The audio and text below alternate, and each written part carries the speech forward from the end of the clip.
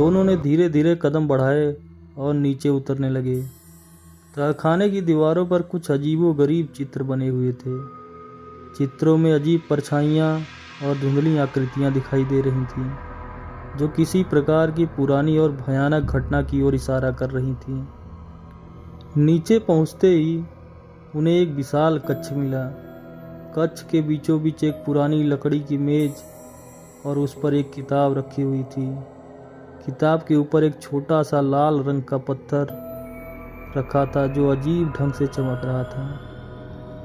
आर्यन, ये किताब ऐसा लगता है जैसे ये हमारे आने का इंतजार कर रही हो। आर्यन ने धीरे से किताब खोली और किताब के पहले पन्ने पर बड़े बड़े अक्षरों में लिखा था, जो सच्चाई जानने की हिम्मत करता है वो अंधकार से बाहर नहीं निकल पाता। आर्यन ने किताब के पन्ने को पलटना शुरू किया। हर पन्ने पर अजीब भाषा में कुछ लिखा था जो वह समझ नहीं पा रहा था। लेकिन अचानक आखिरी पन्ने पर एक तस्वीर सामने आई। उसके माता पिता का तस्वीर, ठीक उसी तरह की जैसे उसे कुछ दिनों पहले मिली थी, लेकिन इस बार उनके चेहरे खून से सने हुए थे। उनके पीछे वही जंगल दिख रहा था जिसमें वो अभी खड़ा था। राघव डरते हुए, ये सब क्या है? ये जगह और ये किताब हमें किस ओर ले जा रही हैं? आर्यन ने गहरी सांस ली और बोला, ये किताब हमें बता रही हैं कि जो हुआ था वो साधारण दुर्घटना नहीं थी। यहाँ कुछ बड़ा और खतरनाक छुपा है राघव। तभी कुछ ऐसा हुआ, कक्ष की दीवारें अचानक हिलने लगती हैं। जैसे ही उन्होंने पीछे मुड़कर देखा, दरवाज़ा अपने आप ही बंद हो चुका था। कक्ष के कोने से अजीब सी काली धुंध उठने लगी। वो धुंध धीरे धीरे आकार ले रही थी। वही परछाई जो पहले आर्यन के पिता के रूप में दिखी थी, अब वो और बड़ी हो गई थी। तभी एक लकड़ी का टुकड़ा आर्यन के सर पे आ लगता है और आर्यन बेहोश हो जाता है और जमीन पे गिर जाता है।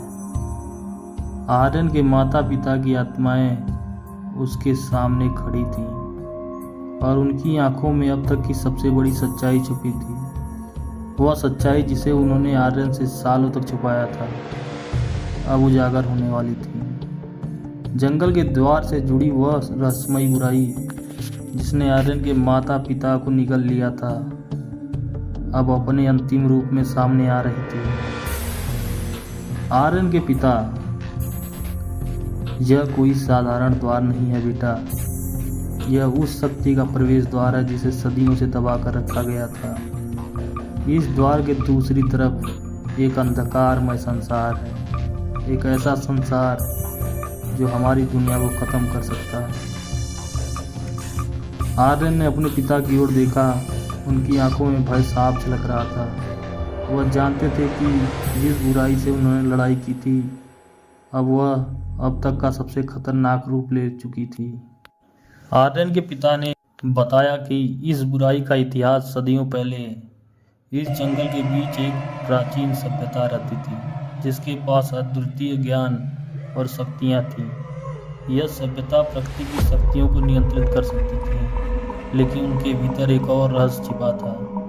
एक ऐसा रहस्य जिसे वे कभी उजागर नहीं करना चाहते थे। यह रहस्य था एक पुरानी शैतानी शक्ति का, जिसे उन्होंने अपनी शक्तियों से कैद किया हुआ था। इस शैतानी शक्ति का नाम काल सूर्य था, एक प्राचीन बुराई जो धरती पर अहंकार और विनाश लाने के लिए जानी जाती थी। यह शक्ति ब्रह्म काल सूर्य का लक्ष्य मानवता को नष्ट करके अपने अंधकारमय साम्राज्य की स्थापना करना था। लेकिन उस प्राचीन सभ्यता के संतों और विद्वानों ने अपनी शक्तियों से इस बुराई को रोकने का उपाय ढूंढा। उन्होंने इस शक्ति को एक द्वार के पीछे बंद कर दिया।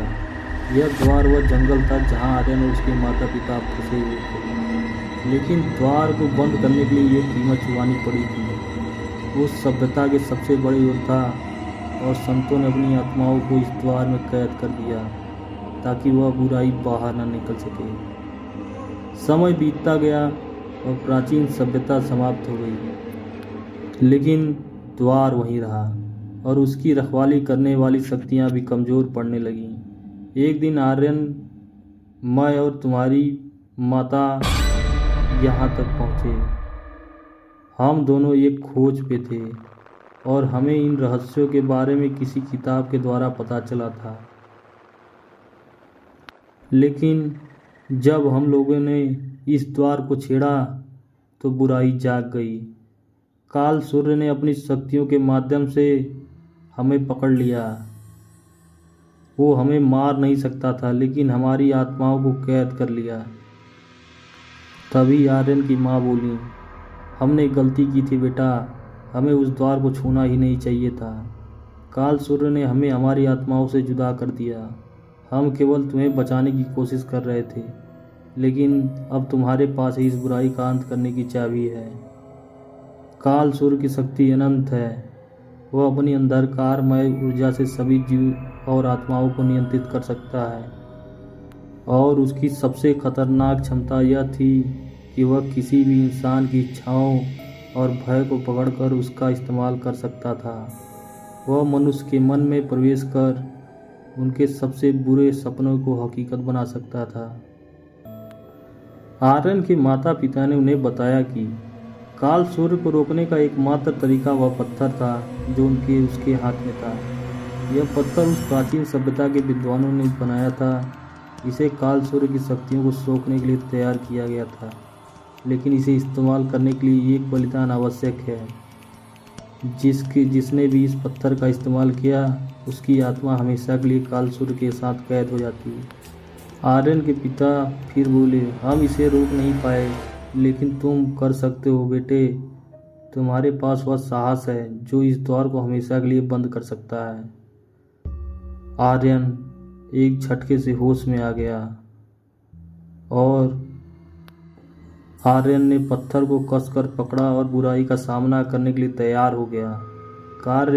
काल सूर्य की परछाई अब कक्ष में और भी विशाल हो गई थी।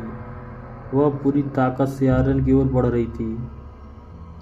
काल सूर्य गरजती हुई आवाज में बोला, तुम मुझे नहीं रोक सकते, मैं अनंत हूँ, मैं इस दुनिया को अंधकार में डुबो दूंगा।